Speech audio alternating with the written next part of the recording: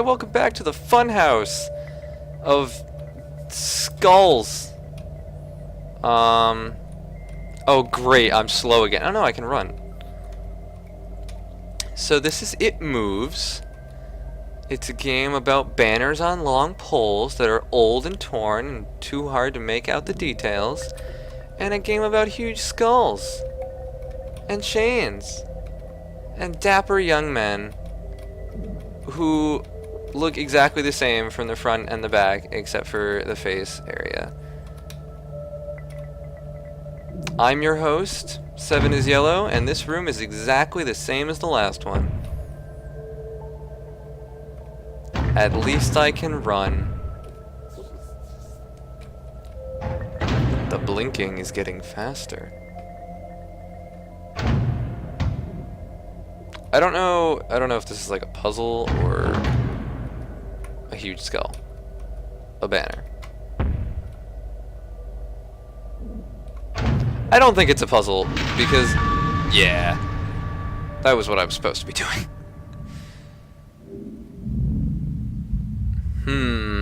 Something's lurking in the darkness. Oh, sweet, dude, a pentagram. I bet that's a save point. I've long since given up hope of finding any save points. I don't think you can die in this game. I think it's just like a story, which is fine. I have nothing against that. That last chapter was actually pretty spooky, with the face showing up on the screen. Because I like that kind of thing where it's not a jump scare, because it doesn't like just scream at you out of nowhere. It's not a screamer, you know, but it still makes you jump because it slowly fades in, and when you notice that it's a face, you're like, oh shit, it's a face. And I think that's better game design than just like a fucking screamer showing up.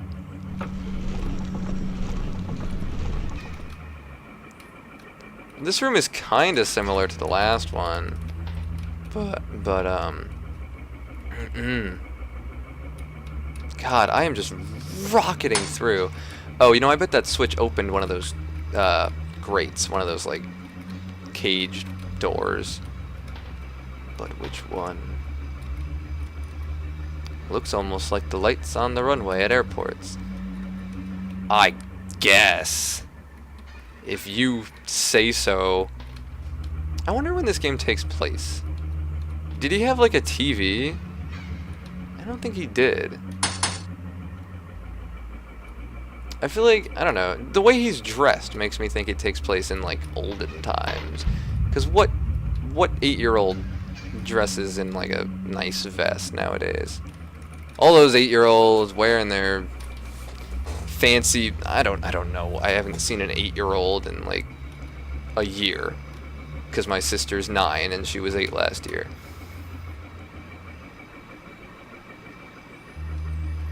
Well, how do you know it's a green landscape if it's in too bad shape to make up? What does this even say? Are you? Yes, I am. No, wait, hold on. There's got to be a switch in there, because that was the only door that I opened. Yeah, okay, I just missed that. So that opened another grate, and now I can go somewhere. These aren't really puzzles so much as just trial and error. At least I can run now. Yeah, okay. That looks like a face. Oh, it's a creepy mask. That's fine. Oh, looks like I was right about the Funhouse after all. There's another face. Oh, that's the mask, right? Can I like wear it? Is it like Majora's Mask? It transforms me into some kind of fucked up baby if I put it on. Yeah, alright. Is it like gone now? Oh, it is gone now. Oh fuck, dude. There it is. It's on the floor. That was I didn't actually expect it to move. I liked that. There we go, another switch. Now blood's pouring out of the walls, that's fine. I'm gonna drown in blood. Whose blood? Not my blood.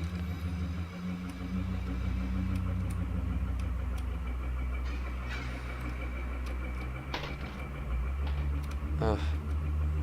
Losing speed. If you slow down in the game, you slow down in real life.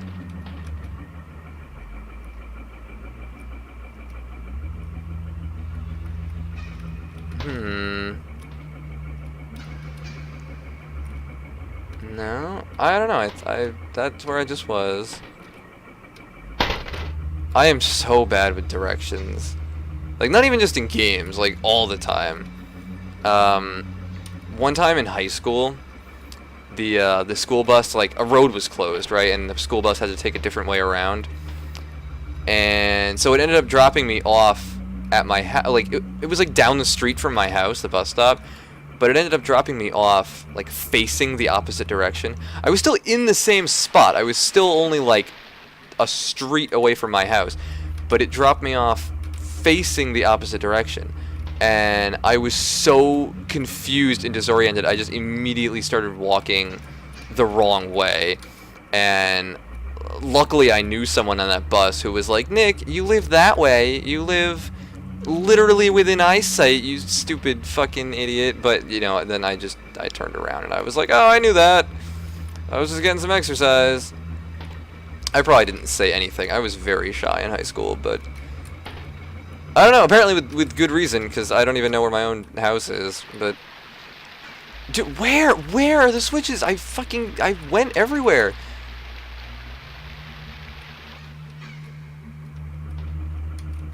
Some kind of machine, fucking, I want to just throw myself into this machine.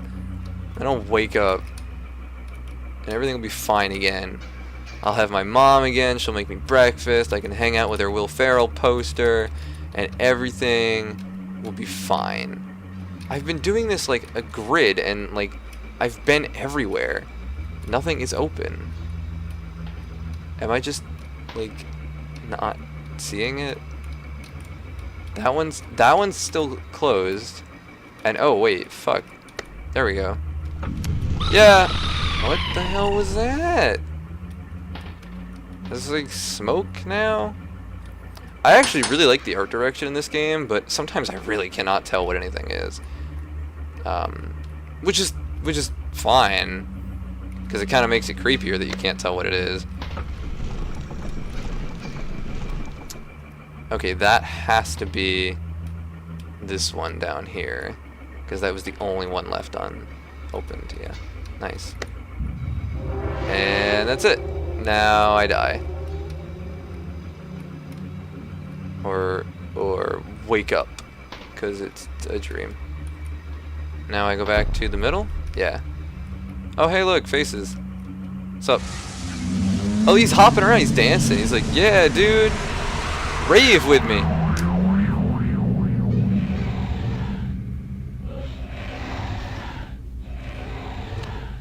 It's funny how certain words can remain hidden from your mind, no matter how blatant or obvious they are. Like truncate. I can never remember what that word means. Doesn't it mean like just shorten? Oh, I guess I just remembered what it meant. So one word came to mind one word came to me that night, lying there in the darkness, alone, frightened, aware of a rotten change in the atmosphere, a thickening of the air as if something had displaced it. As I heard the first casual twists of the bedsheets below, the first anxious increase of my heartbeat at the realization that something was once again in the bottom bunk, that word, a word which might have been sent into exile, filtered up through my consciousness. Moist. I don't know. I don't actually think moist is that bad of a word. Everybody always hates that word, but I don't know. It's not that bad. Breaking free of all repression, gasping for air, screaming, etching, and carving itself into my mind. Ghost. That's a nice word. I like the way ghost is spelled. I like a lot of words that have H's in, like silent H's, like rhythm, ghost. As this thought came to me, I noticed that my unwelcome visitor had ceased moving. The bedsheets lay calm and dormant, but they had been replaced by something far more hideous. A slow, rhythmic, rasping breath heaved and escaped from the thing below. I could imagine its chest rising and falling with each sordid wheezing and garbled breath. I shuddered and hoped beyond all hope that it would leave without occurrence. Do ghosts breathe? I feel like maybe they would, solely because like they'd been breathing their whole lives, and so like they know what it's like, so they just like do it unconsciously. But then what if you've been dead for like 1,000 years, like way longer than you were alive? Would you just forget? Because you obviously don't have to. The house lay, as it had the previous night, in a thick blanket of darkness. Silence prevailed, all but for the perverted breath of my as yet unseen bunkmate. I lay there terrified. I just wanted this thing to go, to leave me alone. What did it want? Then something unmistakably chilling transpired. It moved. It moved in a way different from before.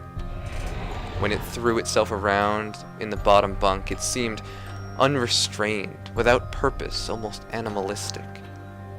For that thing lying there in the darkness, that thing which seemed intent on terrorizing a young boy, calmly and nonchalantly sat up. Its labored breathing had become louder. Now only a mattress and a few flimsy wooden slats separated my body from the unearthly breath below.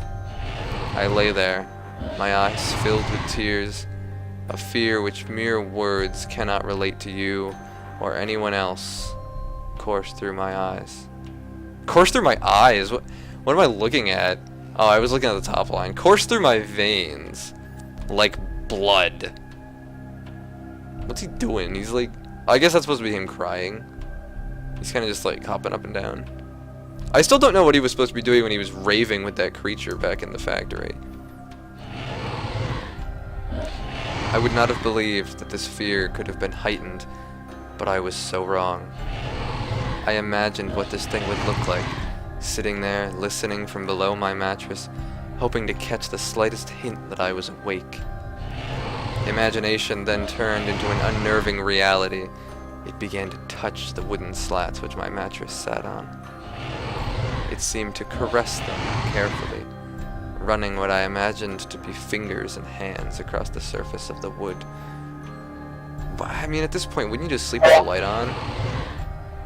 Then, with great force, it prodded angrily between two slats into the mattress. And now is the time to get out of the bed and run, like, regardless of how scared you are. Like, I don't know. Nah, not to blame the kid or anything, but, you know, fucking get out of bed. Even through the padding, it felt as though someone had viciously stuck their fingers into my side. I let out an almighty cry, and the wheezing, shaking, and moving thing in the bunk below replied in kind by violently vibrating the bunk as it had done the night before. Small flakes of paint powdered onto my blanket from the wall as the frame of the bed scraped along it backwards and forwards. Once again I was bathed in light, and there stood my mother, loving, caring as she always was, with a comforting hug and calming words which eventually subdued my hysteria. I don't know, dude. Maybe the mom is, like, in on it. Maybe the mom's a monster. Of course, she asked what was wrong, but I could not say. I dared not say.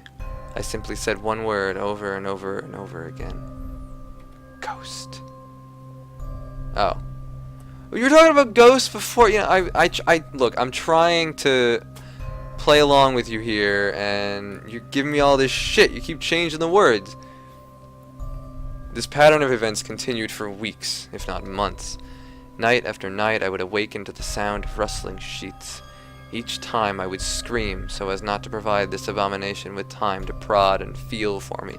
Feel is in quotes, like they're fucking using feel as a noun. Like, my ghost feels. With each cry, the bed would shake violently, stopping with the arrival of my mother, who would spend the rest of the night in the bottom bunk, seemingly unaware of the sinister force torturing her son nightly. Well, she's got to be aware of something if it's been going on for weeks, every fucking night. Along the way, I managed to feign illness a few times and come up with other less than truthful reasons for sleeping in my parents' bed. But more often than not, I would be alone for the first few hours of each night in that place.